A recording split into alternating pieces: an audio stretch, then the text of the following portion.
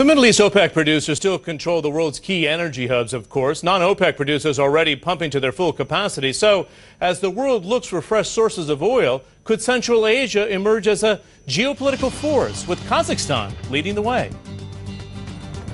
The sprawling tundra of western Kazakhstan is one of the world's new energy frontiers. In oil parlance, it's home to an elephant field called Kashagan, one of the largest fields in the last 3 decades. From our point of view, Kashagan, with $160 billion investment, is the biggest project in the 21st century into the oil market. Discovered in 2000, the field has at least 9 billion barrels of recoverable oil under the Caspian Sea. While the region holds a great deal of potential, it's not a simple place to operate. The weather is extreme, getting to minus 40 degrees centigrade. That means that the shallow waters of the Caspian and the tundra out here are under snow 4 to 5 months a year. With high pressure and lethal sulfide levels, this is a dangerous place to drill, so the elephant field is lumbering 7 years behind schedule.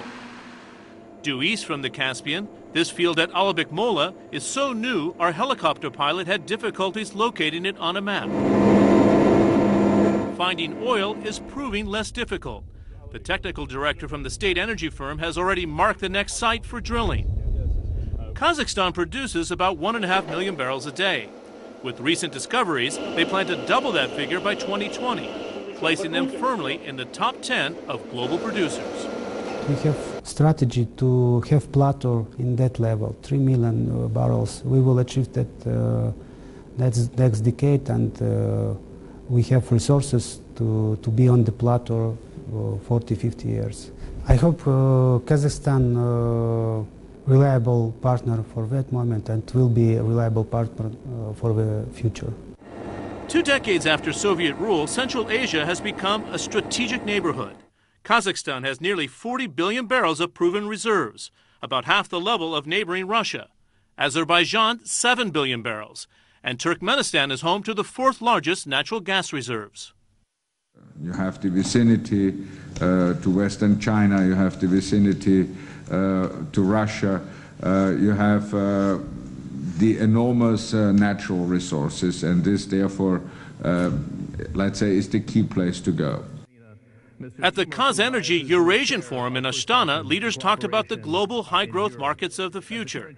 Instead of the well-known acronym BRIC for Brazil, Russia, India, and China, the oil industry is talking about BRINC. The BRINC countries are the countries where production is going to be rising substantially. Brazil, Russia, Iraq, Nigeria, and Kazakhstan. But of those 5 countries, Kazakhstan is unique in that it is the only one that's landlocked. It's the only one that doesn't have beachfront property. Kazakhstan has pipelines that crisscross its terrain to Russia, China, and via Azerbaijan to Turkey, being careful to balance geopolitical and economic priorities. From the national security point of view, it's very important to balance our distribution, because one day one region is developing very fast, next day we don't know what may happen. That's why we should be interconnected.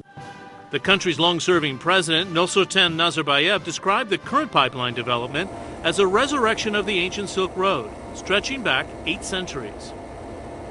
Kazakhstan's capital is a direct reflection of its presence on the global energy market. A dozen years ago, Astana was a wide-open space.